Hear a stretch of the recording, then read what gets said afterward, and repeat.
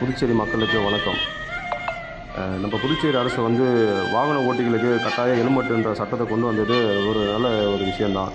அதில் என்னென்னா, அதில் பார்த்தீங்கன்னா நம்ம புதுச்சேரியில் வந்து ரோடு சாலை வசதி சரியாக இருக்கான்றதே நம்மளுக்கு வந்து கேள்விக்குறி. ஏன்னா இங்கேருந்து பக்கத்து ஊருக்கு போகிறதுக்கே நம்மளுக்கு எங்கே பார்த்தாலும் பள்ளம், ரோடு சரி கிடையாது, குழியுமா இருக்குது, நிறைய பிரச்சனை இருக்குது. அதை பண்ணலை.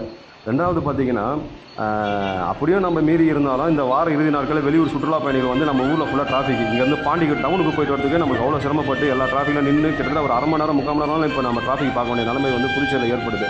அது ஒரு பக்கம் இருக்குது. இந்த ஹெல்மெட்டுக்கு நீங்கள் அபராதம் விதிக்கிறதுன்றது சரியான விஷயம் தான்.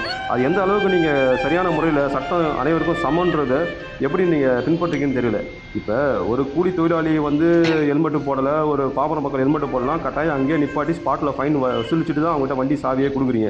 அதுவே இந்த அதிகாரிகளுக்கு தெரிந்தவர்களோ இல்லை உறவினர்களோ இல்லை நம்ம இப்போ என்ன குறிப்பாக சொல்ல வேணும்னா, இப்போ நம்ம சிவாஜி சிலை கிட்ட பார்த்தீங்கன்னா இன்றைக்கி காவல்துறை வந்து எல்லாருக்கும் அபராதம் போட்டிருந்தாங்க. அப்போ ஒரு தம்பி வந்து ஹெல்மெட் இல்லாமல் வந்தார், அவரை கூப்பிட்டு நிறுத்திட்டாங்க. அப்போ அவருக்கு சம்மந்தப்பட்டவர் பார்த்தீங்கன்னா நம்மளுடைய செல்வம் எஸ்பி அவருக்கு சொந்தக்காரர் போல இருக்குது.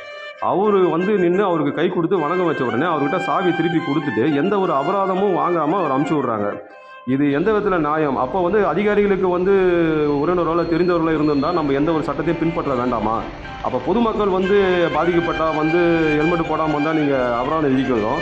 உங்களுக்கு வேண்டப்பட்டவங்களுக்கு வந்து நீங்கள் அபராதம் விதிக்காமல் வணக்கம் வச்சு அனுப்புறதுன்றது எந்த விதத்தில் ஏற்க முடியும் என்பது தெரியல.